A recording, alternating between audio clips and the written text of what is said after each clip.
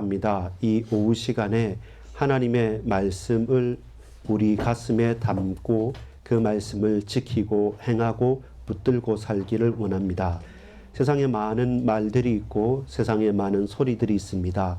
거기에 혹하여서 우리가 흔들리고 또 넘어지고 자빠지고 그 속에서 부안해동하지 않도록 하나님의 말씀이 우리 가슴에 잘 박힌 모처럼 그 위에 이스라엘의 영광이 걸리는 것처럼 우리에게 주신 그 말씀을 잘 지키고 붙들고 살아날 수 있도록 하나님께서 지키시고 하나님께서 당신의 말씀을 성취시켜 주시옵소서. 이 낮에 주님을 찬양합니다. 우리의 예배를 받아 주옵소서. 예수 그리스도의 이름으로 간절히 기도합니다. 아멘.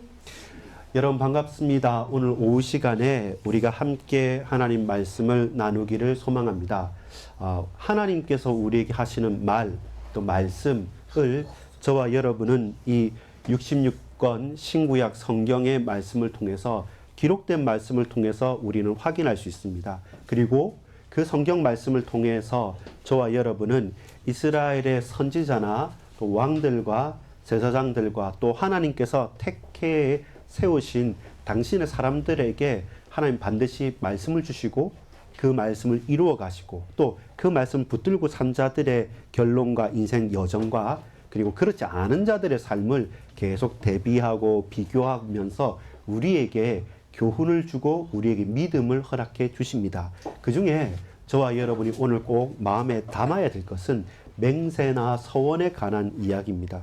주로 우리가 많은 인간관계나 또 저와 여러분의 사회생활이나 학교에서도 제일 많이 이루어지는 건 뭐예요? 말입니다. 의사소통이고 언어로서 주고받는 말들입니다. 그리고 사실 그런 건 있습니다.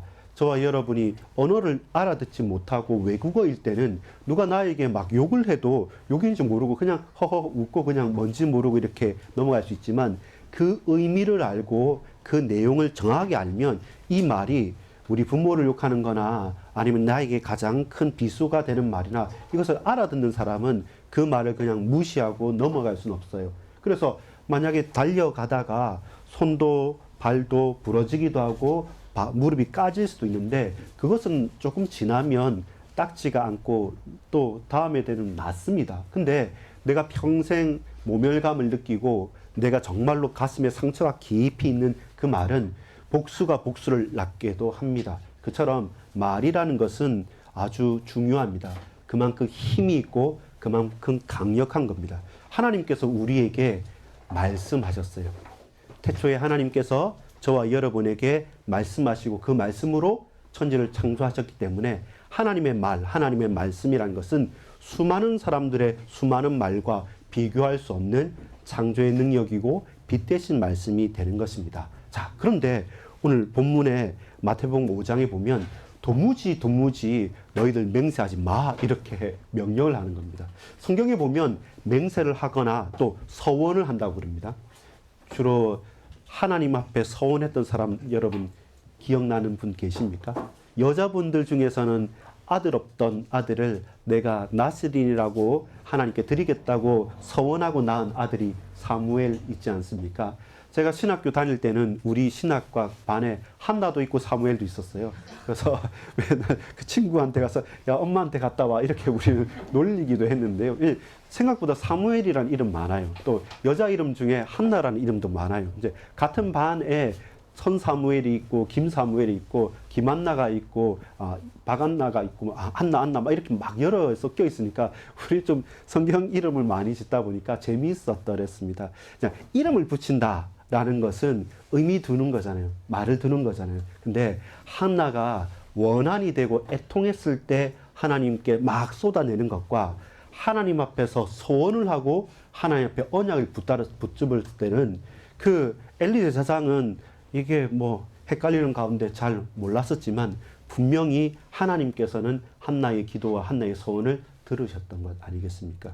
마찬가지로 형 에서의 칼을 낫을 피해서 실제는 야곱이 그렇게 좀 야비한 사람이지 않습니까? 근데 피해서 도망갔을 때 그리고 다시 또 그 하나님 앞에서 예배드리며 돌아올 때 또 거기에 기름을 붓고 돌단을 쌓고 예배하면서 서원했던 것들. 저와 여러분 서원 안 해보셨습니까? 우리 어른님들은 과거에 뭐 수련회 하거나 뭐 하면 손 들고 주로 이렇게 그 부흥회 하거나 강사님들은 나오라 그래요. 손 들라. 처음에는 일어서라 그래요. 일어서라. 좀 감정이 동하면 손 들라 그래요. 그리고 또 선교사로 갈 사람 다 나오라 하면 가만히 있어. 옆에 보면 막 나가요. 내 친구도 나가고 안 나가면 안 될 것 같아서 나도 막 따라 나가기도 하는 여러 가지 경험들이 있습니다. 그만큼 말을 하고 그 말을 내 입에서 내뱉고 그 내뱉은 말대로 내가 행동을 하면 이것은 내 가슴에 확 잡히는 거예요. 그리고 그게 강력한 힘을 발휘하는 거예요. 그것도 하나님 앞에 서원을 한다. 하나님 앞에서 맹세를 한다. 사람과 사람과의 맹세도 그렇게 쉽지 않은 건데 하나님 앞에서의 맹세는 놀라운 것이죠. 주로 고대 근동에서 과거에 이스라엘 사람들은 조금은 건조한 지대지 않습니까? 그때 하는 제사와 계약이라는 것은 좀 무시무시한 겁니다. 어떻게 하냐면 두 사람이 손을 딱 잡습니다. 당신하고 나하고 A라는 사람과 B라는 사람이 서로 계약을 했습니다. 계약을 할 때 엄청 중요한 계약이기 때문에 지금처럼 뭐 계약금을 걸거나 이런 게 아니라 그 재물을 잡습니다. 소든지 양이든지 짐승이 있지 않습니까? 그 짐승의 반토막을 탁 자르는 겁니다. 반토막을 딱 자르고 그 반토막을 쫙 이렇게 찢으면 어떻게 될까요? 딱 이런 거예요. 자, 저하고 누구가 손을 딱 잡았습니다. 그리고 우리 재물을 앞에 놓고 그 중간에 이 길에 딱 바늘 쪽에서 딱 펼쳐놓으면 피도 흥건하고 난리 나겠죠. 그러면서 앞으로 가는 겁니다. 같이 걸어가면서 그 쪼개진 그 재물, 짐승을 같이 손잡고 건너가는 거죠. 그럼 무슨 말이겠습니까? 우리들 중에 누구라도 이 약속을 지키지 않으면 지금 있는 이 짐승처럼 될 거라는 겁니다. 이 쉽지가 않죠. 그만큼 계약을 한다, 엄중한 약속을 한다는 사람과의 약속을 넘어서서 하나님께서 우리에게 약속하신 바를 반드시 그렇게 해달라고 맹세하고 서원하는 것은 또 다른 차원의 문제가 되는 거죠. 근데 본문의 마태복음의 5장도 그렇고 23장도 그렇고 도무지 너희들 맹세하지 말라고 말을 합니다. 왜냐하면 그 당시에 사람들이 맹세를 남발합니다. 서원을 남발합니다. 그러면서 그 유대 지도자들은 제사장들은 어떻게 말하냐면 성전을 향해서 맹세하는 것보다 성전에 있는 뭐죠? 금을 놓고 맹세하라. 또 이 제단을 위해서 맹세하지 말고 제단 위에 놓인 재물을 놓고 기도해라. 그러면 더 잘 될 거야. 그런 거예요. 우리가 하나님께 예배한다, 금식 기도한다, 뭐 한다. 뭔가 우리 인간들은 내 마음과 내 육신을 더 쏟아가지고 더 하면 하나님께서 그걸 들어주지 않을까라는 어떤 간절함의 표현이지만 반대로 보면 아주 얄팍하고 얍실한 생각에 사로잡히는 겁니다. 왜냐하면 그렇게 되면 더 잘 될 것 같은 마음이 우리에게 무럭무럭 피어나고 그것을 누가 이용하냐면 외식하는 서기관들과 바리새인들과 종교 지도자들이 그것을 이용을 해요. 그리고 이것이 증거다. 이 제단에 있는 재물을 놓고 이 성전에 있는 금을 놓고 너희가 맹세하고 하면 하나님께서 반드시 들어줄 것이다 라고 하면 내가 지금 큰 병에 걸려서 불치병에 걸려서 죽느냐 사느냐 하는 사람에게는 뭐 재산이 뭐가 중요합니까? 그게 중요하죠. 내가 지금 한나처럼 아들이 없어서 늘 본인나에게 격동함을 당하고 무시를 받는 사람은 저 안에 다른 건 없어라도 이 뭐 적금 깨고 뭐 다 해서라도 잡혀서라도 대출을 받아서라도 내가 해서 하겠다 합니다. 요 앞에 나가면 도를 아십니까 하는 사람들 있지 않습니까? 그 사람들을 가만히 얘기하다 보면 그럼 손잡고 어디 가는지 압니까? 제사 지내자 그래요. 무슨 제사냐면 우리 조상들 당신이 이렇게 안 풀리는 것 저렇게 하는 것 정성을 들여야 된다는 겁니다. 정성을. 그래서 돈을 내라. 또 정성을 든다. 그것도 굿하는 사람들도 처음에는 10만 원짜리 굿하고 그 다음에 50만 원짜리 100만 원짜리 단위가 1000만 원까지 올라가면서 막 하면 더 정성을 들이고 또 잘하면 될 것 같다는 그 오해와 착각이 그 당시에 이스라엘 사람뿐만 아니라 지금 수많은 종교와 교회 안에 있는 우리에게까지도 자칫 잘못하면 오해하고 곡해하고 착각할 수가 있어요. 그래서 분명히 말씀합니다. 너희들이 도무지 맹세하지 말라.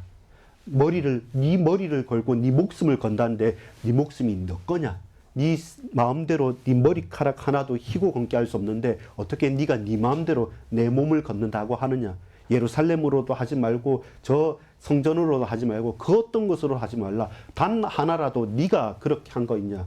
네 것이 아니라 하나님의 발등상이고 하나님의 집인데 네가 무슨 말로 맹세하고 무슨 말로 서원하느냐라고 말씀을 하는 것입니다. 이들이 이렇게 잘못 활용하고 있는 겁니다. 근데 중요한 게 있어요. 어떤 중요한 거냐면 그렇다면 도무지 이 맹세와 하나님 앞에 고백과 신앙의 고백과 말과 결단이 아무짝에도 쓸모없느냐? 그렇지 않아요. 의미가 있고 가치가 있습니다. 자, 한번 구약 성경 사사기 11장을 보겠습니다. 자, 사사기는요, 생각보다 저지먼트, 그러니까 재판, 판관기라고도 합니다. 이때는 지금 있는 사람들처럼 무슨 판사 같은 개념보다는 최종적으로 다스리고 재판하고 판단하는 사람입니다. 왜 그러냐면 이스라엘 사람들이 유목민족으로 이렇게 왔다 갔다 하다가 이제는 모세도 여호수아도 죽고 나서 가나안 땅에 정착해서 살아가야 되니까 과거에 막 빙빙 돌아다닐 때하고 정착해 있을 때하고 이렇게 저렇게 얽히고 설키는 갈등의 문제들이 너무 많은 거예요. 그래서 하나님께서 그들 중에서 판관, 그들 중에서 사사들을 재판하고 가르치는 사람들을 따로 세웠는데 이 사사들이 생각보다는 좀 특이한 사람들입니다. 특이하다는 말이 뭐냐면 하나님의 영이 그들에게 임하고 하나님께서 사사를 딱 세우면 그 사사는 각자의 역할에 맞춰서 역할을 감당합니다. 근데 이렇게 좀 좋은 사사도 있고 그렇지 않은 사사도 있는데 대부분 대체로 뭐냐면 대체로 그저 그렇습니다. 어떤 때는 힘을 얻기도 하지만 평상시 그의 삶이 아예 모든 게 하나님께 붙들림 바 된다라고 말할 수 있는 사람은 없었어요. 그냥 그들 중에서 대표자를 세웠던 것입니다. 그리고 하나님께서 그들에게 권위도 주시고 하나님의 영이 그들에게 임하기도 하고 그렇기 때문에 생각해보면 삼손 사사에 제일 유명하지 않습니까? 힘센 사람이라는 것은 느껴도 이 사람 믿음이 있다는 사람이라고는 쉽지가 않아요. 사사로서 해야 될 일들 거의 안 합니다. 오로지 눈에 보이는 것, 또 내 이생의 자랑과 세상의 정욕, 거기에서 이제는 나중에 속아서 눈까지 뽑히게 되고요. 결국 나중에는 머리가 깎였다가 다시 머리털이 나서 막 영화로 만들기는 좋은 인생인지 모르겠지만 그렇게 사는 인생은 그다지 복이 있거나 경건하거나 하나님 원하시는 삶이라기보다는 그렇지 않은 경우가 더 많았더랬습니다. 그 중에 그 이름이 입다라고 하는 이 어원상 열다. 말 그대로 입을 열어서 말을 많이 하는 사람인데 입을 잘 열어야 되는데 이 입다가 하나님의 사사로 부름을 받았습니다. 부름을 받았는데 근데 문제가 되는 사건이 일어났어요. 사사기 11장에 보면 구약성경 382페이지입니다. 보시면 11장 29절에 이에 여호와의 영이 입다에게 임하시니 그런 사실은 별 볼 일 없고 사실은 저와 같고 여러분처럼 문제도 있고 흠도 있고 잘하는 것도 있고 못하는 것도 있는 일반적인 사람인데 그 사람 입다에게 하나님의 영이 여호와 영이 임하신 겁니다. 임하시니까 어떻게 됩니까? 이 입다가 그 길앗 이스라엘 지역의 우두머리로 또 대장으로 사사로 지도자로 세움을 받은 겁니다. 그래서 내가 하나님의 영이 여호와 영이 나에게 임하니까 이제 어떻게 됩니까? 내게 주어진 사명들을 그가 깨닫게 되는 것이죠. 자, 30절에 보면 그가 여호와께 서원하여 하나님께 맹세한다는 말입니다. 서원하여 이르되 주께서 과연 암몬 자손을 내 손에 넘겨주시면 주로 사사기에서 넘겨주신다 내 손에 맡기신다라는 말은 뭐냐면 승리한다. 전쟁에서 승리하고 정복한다는 거예요. 왜냐하면 이 사사기 시대 자체가 여호수아를 지나는 시대 자체가 이 땅 거민들과의 싸움이거든요. 그들의 종교, 그들의 문화, 그 족속들과의 영적인 전투고 육신적인 싸움이기 때문에 항상 그 땅을 그들의 편에서 보면 가나안 족속들의 편에서 보면 저기 멀리 있던 애굽의 종되었던 자들이 내가 살던 본래 땅을 막 쳐들어온 거지 않습니까? 그러니까 이 사람들도 이를 갈고 있는 겁니다. 근데 워낙 강력했거든요. 여호수아와 그 이스라엘 백성들이 와서 별반 이 사람들 싸우지도 않는데 그냥 뺑뺑이만 도는데 갑자기 요리송이 무너져 버리고 뭐 별것 아닌데 길을 건너는데 뭐 쫙짝대기 해서 법궤 같은 거 상자 짝 하나 갖다 놓는데 갑자기 물이 그쳐버리고 이러니까 혼란스러운 거죠. 쉽게 말해서 가나안 땅에서 섬기던 신들이 있어요. 바람신, 또 나무신, 피신, 또 불신, 또 풍우의 신, 바람 불고 비 내리는 신들 전부 다 뭐하고 관계되냐면 자연의 법칙이잖아요. 그게 뭐하고 관계되겠습니까? 농사 짓고 목축하고 이들의 풍요의 신들인데 그것들을 차근차근 하나하나 그냥 짓밟듯이 아작아작 짓밟듯이 다 무너뜨리고 판판이 깨어가면서 저들의 신은 어떤 신이냐? 여호와 야훼라고 한다. 아, 우리가 졌구나. 이렇게 영적인 싸움으로 그들은 해석했단 말입니다. 그러니까 이제 하나하나 다 자연적인 기적들이 일어나니까 놀래는 거죠. 놀래 자빠지면서 도망갔는데 가만히 보니까 이 이스라엘 백성들도 우리하고 비슷한 거예요. 그래서 하나님께서 여호수아에게 이스라엘 백성들에게 말한 게 뭐냐면 진멸해라는 겁니다. 너희가 약속의 땅 가나안 땅에 가면 그 조속들이 있는데 그들을 진멸해라. 왜냐하면 너희들이 그들과 화친하고 그들과 지내면 그들과 장가가고 시집가고 하면서 섞이다 보면 결국 너희도 그 땅에 동화되고 타락하고 타협하여서 그들 앞에 그들과 함께 우상숭배할 수밖에 없다라고 했기 때문에 어떻게? 진멸해라고 했습니다. 좀 잔인할 정도까지 진멸해라고.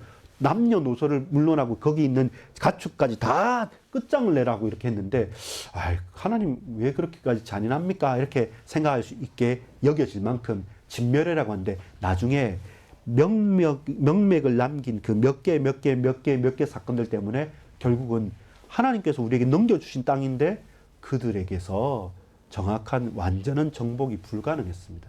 그래서 그들과 같이 사는 거예요. 좀 멀찍이 떨어져서. 그리고 비가 안 올 때 보니까 여호와께 기도도 하는데 그들의 신에서 기도를 막 하는 걸 보니까 뭐 있어 보이는 겁니다. 뭐 형상도 만들어 놓고 뭐 여러 가지 뭐 행사도 하고 거기에 막 이렇게 축제도 하고 저게 뭘까 하는데 사람이 혹할 만큼 감정을 막 동요시키는 그런 형식들을 그런 종교 행위들을 하니까 실제로 비가 오는 겁니다. 실제로 기적이 일어나는 겁니다. 그러다 보니까 하나님께서 내게 음성을 들려주지 않으시고 알지 못하게 될 때는 계속 우리 마음이 쏠리게 되는 겁니다. 그 가운데 입다가 뭐 했냐면 입다가 사사로 재판관으로 그가 여호와의 영으로 임하게 되고 인정을 받게 된 이후에 이제 그에게 주어진 누굽니까? 암몬 자손을 내가 정복하겠다. 그게 그 백성들의 소원이었거든요. 그리고 입다가 해야 될 사명이었거든요. 그러니까 하나님의 영이 그에게 임하고 나서 그가 성령 충만해서 한 게 무엇입니까? 나에게 암몬 자손을 주십시오. 하나님 내 손에 그들을 붙여 주십시오. 라고 하는데 하나님께서 내가 너에게 입다에게 그들을 네 손에 붙이겠다라고 하는데 그것으로 끝나는데 비슷한 게 나온 거죠. 그 뒷마디가 표현되는 거죠. 내가 소원합니다. 하나님 역사해 주십시오. 맞는데 그 뒤에 뭐라고 하냐면 신기합니다. 이렇게 말합니다. 31절에 보면 사사기 11장 31절에 보면 내가 암몬 자손에게서 평안히 돌아올 때에 누구든지 내 집 문에서 나와서 나를 영접하는 그는 여호와께 돌릴 것이니 내가 그를 번제물로 드리겠나이다. 이건 동물이 아니고 짐승이 아닙니다. 하나님께서 철저하게 배격한 게 뭐냐면 그 출애굽기 18장 같은 경우에 나오는데 멜렉이라는 신이 있습니다. 그 신은 그 가나안 땅에서 뭐 하냐면 머리가 황소고요. 그 몸통은 사람 신이요. 그 왕으로 딱 하는 겁니다. 그 멜렉 신한테 바치는 게 뭐냐면 자기 자식을 산제물로 드리는 거죠. 그 멜렉 신이 강했단 말입니다. 그것처럼 하나님은 한 번도 사람을 제물로 번제로 바치란 적이 단 한 번도 나오지 않고 그 일은 그렇게 하는 저 가나안 족속은 가증한 거다. 그 일을 절대로 하지 말라. 그들을 이 땅에 들이지 말라. 그들을 진멸하라고 했는데 어느 순간 모르게 그 입다가 보고 듣고 친하고 알고 있고 내가 간절하게 표현하는 것이 이런 것이다 라고 그 생각과 마음에 자리 잡고 도사리고 있는 게 뭐냐면 하나님을 섬기지만 어떻게 합니까? 세상 사람들이 하는 방법과 그 방식과 그 행동과 그 목표를 자기 자신도 모르게 계속 닮아갔던 겁니다. 여호와의 영이 임했으면 끝난 겁니다. 하나님의 손이 그에게 임하셔서 그들 붙여주면 끝난 건데 하필 그럴 이유도 없는데 더 붙이는 겁니다. 이러면 더 빨리, 이러면 더 잘. 우리에게 있어서 그런 요소들이 생각보다 많습니다. 무지하기도 하고 알면서도 좋은 게 좋다고 하면서 우리가 그렇게 눈 감고 넘어가는 것들이 생각보다 많은 겁니다. 그러면서 뭡니까? 누구든지 앞에 놓으면 번제를 드리겠다. 많은 학자들이 해석할 때 이건 뭡니까? 주로 사사가 딱 승리를 하고 승정부를 훔치고 앞으로 가가면 누가 나오겠습니까? 종들이 와가지고 제일 먼저 수종 들겠죠. 그 정도는 내 종이나 뭐 사람이냐 어쨌든 바칠 수 있겠다, 번제를 드리겠다라고 해도 안 되지만 그는 그렇게 적당한 선에서 타협을 했던 것 같습니다. 근데 문제는 누구냐? 자, 사사기 11장 34절을 한번 볼까요? 382페이지 구약성경 사사기 11장 34절을 함께 읽겠습니다. 시작.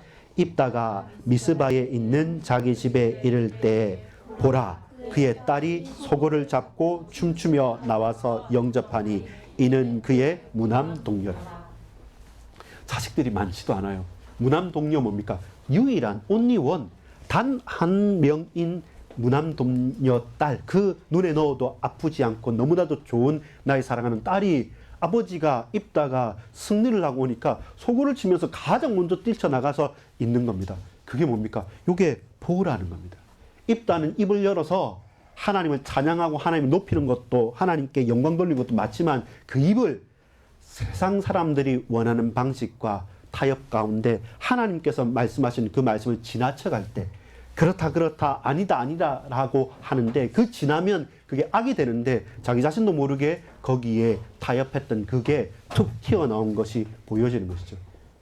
우리가 입을 열어서 고백해야 될 것이 무엇입니까? 자, 보십시오. 35절에 보면 입다가 이를 보고 자기 옷을 찢으며 이르되 어찌할꼬 내 딸이여 너는 나를 참담하게 하는 자요 너는 나를 괴롭게 하는 자 중에 하나로다. 내가 여호와를 향하여 입을 열었으니 능히 돌이키지 못하리로다 하니. 그렇죠.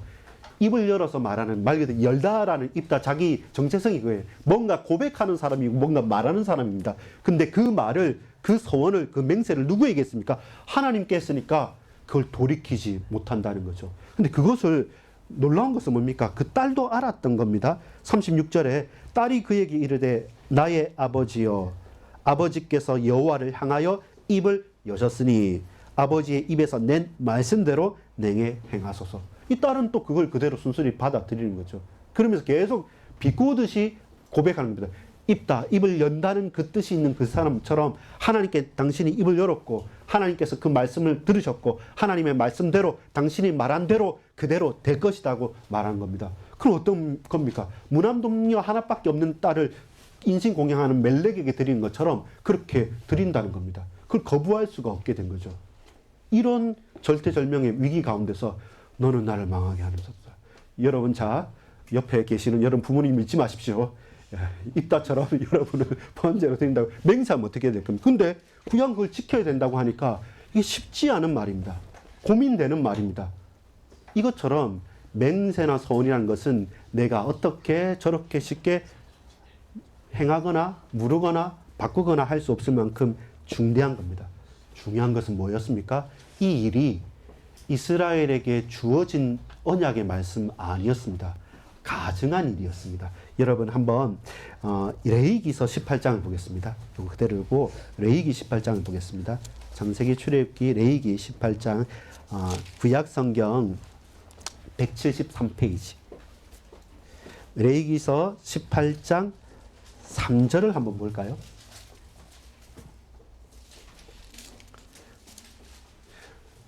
이미 가나안 땅에 들어오기 전에 광야 시대에서 하나님께서 분명히 약속한 게 그거예요. 레위기 18장 3절 천천히 읽어보겠습니다.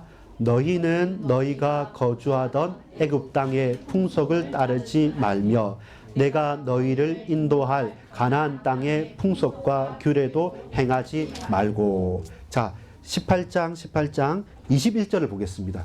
바로 여기에 벌써 나오고 있습니다. 18장 21절 같이 천천히 읽겠습니다. 시작.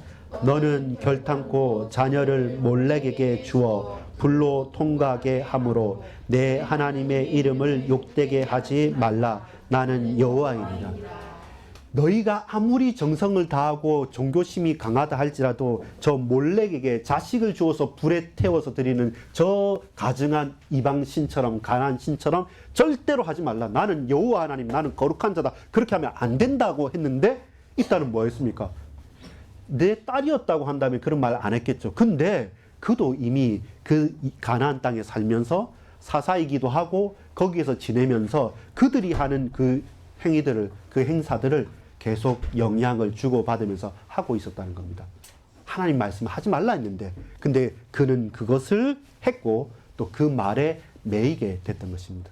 자, 이렇다고 한다면 그러면 어떻게 됩니까? 여기서 풀 수 있어야 되는데 해소를 할 수 있고 해결할 수 있어야 되는데 근데 문제는 세상과 버타여서 타락하고 오염된 뿐만 아니라 또 문제는 뭐냐면 영적으로도 심히 무지하다는 겁니다. 자, 우리 한번 이 가운데 답을 한번 찾아봅시다. 레위기 27장을 한번 가봅시다. 여기서 레위기 27장을 한번 더 가봅시다.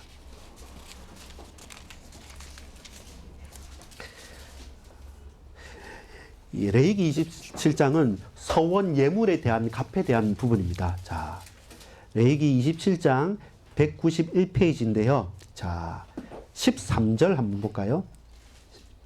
레위기 27장 13절 구약성경 191페이지입니다. 같이 읽어볼까요? 만일 시작. 만일 그가 그것을 물으려면 네가 정한 값에 그 5분의 1을 더할지니. 또 똑같습니다. 15절에 보면 만일 그 사람이 자기 집을 물으려거든 네가 값에 정한 돈에 그 5분의 1을 더할지니 그리하면 자기 소유가 되리라. 자, 사람이 말을 하고 또 맹세를 하고 서원을 했습니다.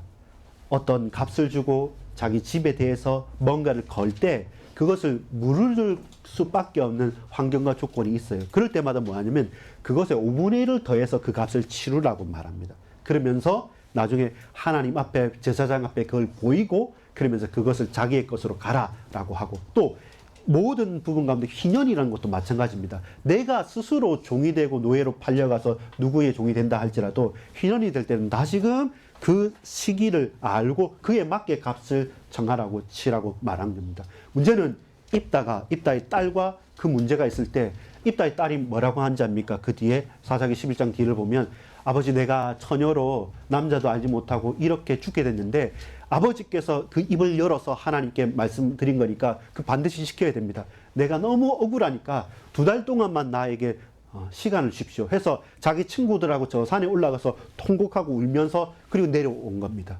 그것을 이스라엘의 처녀들이 여자들이 기억하면서 통곡하는 절기가 그 기념일이 생길 정도로 그렇게 두고두고 하는데 그 2달 동안 그 누구도 이 레위기서에 있는 말씀처럼 그렇게 인신공양을 사람을 드리는 것은 죄악되다 범죄다라고 말한 것도 모르고 또한 이렇게 서원을 했을 때 잘못했을 때 물을 수 있는 법칙과 일들을 하나님께서 그들에게 다 증거했음에도 불구하고 어느 한 사람 어떤 제사장도 어떤 사사도 어떤 백성도 영적으로도 말씀으로도 무지하여서 이것은 이러이러하다고 하나님 앞에 간절히 간구하고 나갈 사람이 없었다는 겁니다. 그래서 도무지 너희는 말하지 말고 맹세하지도 말고 차라리 아니다 차라리 기다 그렇다 하지 그걸 가지고 네가 할 수 없는 것을 더 넘어 지나치게 하지 말라라고 말씀하고 있습니다. 우리가 교회에서 어떤 사역도 있고 우리의 삶의 어떤 고백들도 있고 사랑과 사랑과의 계약도 있고 다 있을 수 있습니다. 그러나 우리가 할 수 없는 것, 우리가 하기를 지나치는 것, 하나님 앞에서 우리의 말과 행동과 중심이 무엇으로 가야 됩니까? 그냥 우리가 뭔가 대단한 것을 찾아서 가는 것이 아니라 그 말씀이 있는 그대로 우리는 듣고 아멘이라고 하고 순종하고 고백하는 것이 옳은 것이지 거기에서 더 지나치게 하지는 마십시오. 다만 오늘 입다 예나 그 뒤에 것을 봤을 때 더 중요한 우리에게 있어서 고백해야 될 것은 뭡니까? 내 최선을 다해서 뭔가를 미션을 이루어가고 뭔가를 최선을 다해서 뭔가를 한다, 헌신을 한다 좋을 수 있지만 그게 꼭 좋은 것만은 아닙니다. 어찌 보면 세상 사람들이 말하는 주목하는 거기에 저와 여러분도 말씀과 상관없이 오염되거나 타협하거나 해서 우리가 알지 못하는 하나님께서 기뻐하지 않으신 것에 우리는 이것이 최고라고 하면서 하나님께 강요하고 사람들에게 강요할 수가 있고, 또한 어떤 문제든지 어떤 사건이든지 그냥 입다에게 어떻게 됐습니까? 여호와 영이 그에 임했잖아요. 그럼 그 뒤에 그의 서원은 사실 필요치 않습니다. 하나님께서 내게 역사하셨으면 더 이상 내가 한 마디, 두 마디, 세 마디를 더 할 것이 필요 없는데, 우리는 주님 앞에 겸손히 무릎 꿇고 그 말씀 그대로 살아갈 수 있는 게 뭘까를 집중해야 되는데, 내게 익숙한 내 체질대로 저와 여러분이 하나, 두 개, 세 개를 더 하다 보면 그것이 실수가 되고 문제가 됩니다. 근데 그게 좋은 게 아니라 결국 뭡니까? 그토록 진멸해라고 했던 가나안 땅의 종교에 나도 모르게 모두들 물들고 있었다는 것이고, 동시에 영적으로 깨어 있거나 그 말씀에 우리가 친하게, 그리고 그 말씀에 집중되었다면 이것을 5분의 1을 더해서 풀 수 있는 그 해답이 말씀에 이미 기록되어 있었음에도 불구하고 그 어떤 한 사람도 그것을 영적으로 깨어서 말씀에 집중해서 그 말씀을 지키고 변화시킬 수 있는 사람이 없었던 것. 그렇다면 이 사사시대는 어떤 시대였겠습니까? 사사기 21장 25절에 그때 이스라엘에 왕이 없었으므로 각자 자기의 소견에 옳은데도 행하던 시기였기 때문에 그렇습니다. 여러분, 입다를 하면서 사사기 11장 한번 다시 들어가 볼까요? 사실은요, 그 27절에 보면, 11장 27절에 보면 이렇습니다. 내가 네게 죄를 짓지 아니하였거든 내가 나를 쳐서 내게 악을 행하고자 하는도다. 원하건대 심판하시는 여호와께서 오늘 이스라엘 자손과 암몬 자손 사이에 판결하시옵소서 하였으나, 사사라는 뜻이 뭡니까? 심판하는 분입니다. 사람인 우리가 사사로 위임을 받아서 세워졌지만 심판은 누가 하신다? 하나님께서 하시는 겁니다. 근데 우리가 판단하려고 할 때 실수와 죄악과 더 큰 문제로 구렁텅이로 빠져들게 되는 거죠. 내가 하나님의 영으로 충만하여서 잠시 위임받아서 이 일을 할 수 있지만, 그러나 이스라엘의 판단하고 재판하고 사사는 누구시다? 하나님이시라는 겁니다. 이스라엘 백성들이 이제는 또 왕을 달라고 합니다. 근데 사무엘 선지자를 통해서 하나님께서 처음에는 거부하십니다. 왜냐하면 인간 왕이 있으면 너희가 더 힘들다. 인간 왕이 있으면 너희가 더 넘어진다. 그 부역을 하고 그 뒷바라지라는 것, 백성들이 고열이 빠진다라고 하는데, 근데도 왕을 주소서, 왕을 주소서, 왕을 주소서 합니다. 근데 이스라엘의 왕은 누굽니까? 초대왕 사울입니까? 유명한 왕 다윗입니까? 솔로몬입니까? 여호와 하나님께서 이스라엘의 왕이신 거예요. 이미 우리가 인정하든 인정하지 않든 이스라엘의 왕은 이미 여호와 하나님이신 겁니다. 근데 자기 소견에 옳은 대로 행할 때 그 사사시대의 결론은 뭡니까? 왕이 없으므로라고 말해요. 하나님을 왕으로 인정하지도 못하고, 하나님께서 그에게 맡기신 사사의 그 직분도 감당하지 못하고, 적당하게 세상과 타협해서 이리저리 왔다 갔다 하고, 그 인생의 해답이 되는 말씀을 줬음에도 불구하고 그 말씀조차도 무지하니까 내 아들과 딸을 또 저 이방인들처럼 또 인신공양 드린 것처럼 멜렉에게는 순종해도 하나님께는 순종하지 못하는 그 시대가 너무나도 무력하고 악한 시대인 것이죠. 그래서 저와 여러분이 맹세하지 말라는 겁니다. 이 시대는 그 시대와 다릅니까? 아니요, 비슷합니다. 우리가 무슨 권한이 있고 능력이 있어서 쓰임을 받습니까? 하나님께서 시절과 때를 쫓아서 어떤 때 우리에게 은혜 주셔서 맡기시는 거기 때문에 내 힘과 능력이 아닙니다. 여러분, 이번 주 선거하겠지만 국회의원이든 대통령이든 위임받은 권력이잖아요. 5년 후에 4년 후에 바뀌는 건데, 그게 내 것이라고 생각할 때마다 타락도 하고 범죄도 일어나고 또 다른 사람들을 힘들게 하는 거 아니겠습니까? 마찬가지로 하나님이 왕이시고 하나님이 사사 재판관이시다는 것을 우리가 우리의 각자의 입장과 각자의 위치에서 항상 고백하는 것이 필요합니다. 그리고 그것을 확인하기 위해서는 이 세상을 제대로 보고 그 타락한 것을 제대로 알고 꺾어내고 끊어내야 됩니다. 오전 말씀처럼 벗어버릴 것은 벗어버리고 새로 입어야 될 것은 새로 입고, 그리고 그것이 가능한 것은 교회가 진리의 말씀을 붙잡고 가듯이 우리가 이 말씀 속에서 다시금 우리의 문제와 사건들을 재해석하고 해결할 수 있는 진리의 말씀 속에서 모든 것들을 다시금 삼가서 살펴볼 수 있는 영적인 지혜가, 또 영적인 지식이 우리에게 있기를 소망합니다. 말씀의 사람이 되시고 세상과 분명한 결단이 있고 그걸 예민하게 볼 수 있는 영안을 열고 살아갈 수 있는 하나님께서 우리에게 성령으로 여호와 영으로 충만케 되기를 간절히 소망합니다. 기도하겠습니다. 아버지 하나님 감사합니다. 오늘 이 오후에 우리가 많은 말 할 수 있고 많은 말을 들을 수 있지만 여호와 하나님의 말씀을 듣길 원합니다. 여호와 하나님의 말씀을 대언하길 원합니다. 세상과 보타여서 세상의 풍조에 따라가고 쓸려가고 타락하는 것이 아니라 그 속에서도 하나님의 한 줄기 빛 대신 진리와 생명의 빛 대신 말씀으로 세상을 변화시키고 바꾸고 모든 문제와 사건들 속에 진리의 말씀인 하나님의 능력과 은혜를 증거할 수 있는 증인들로 설 수 있도록 우리 모든 반석교의 권속들, 우리 후대들, 우리 모든 성도님들 가는 걸음걸음들을 세밀하게 이끄시고 역사해 주옵소서. 믿고 감사드립니다. 구주 예수 그리스도 이름으로 간절히 기도 올리옵나이다. 아멘.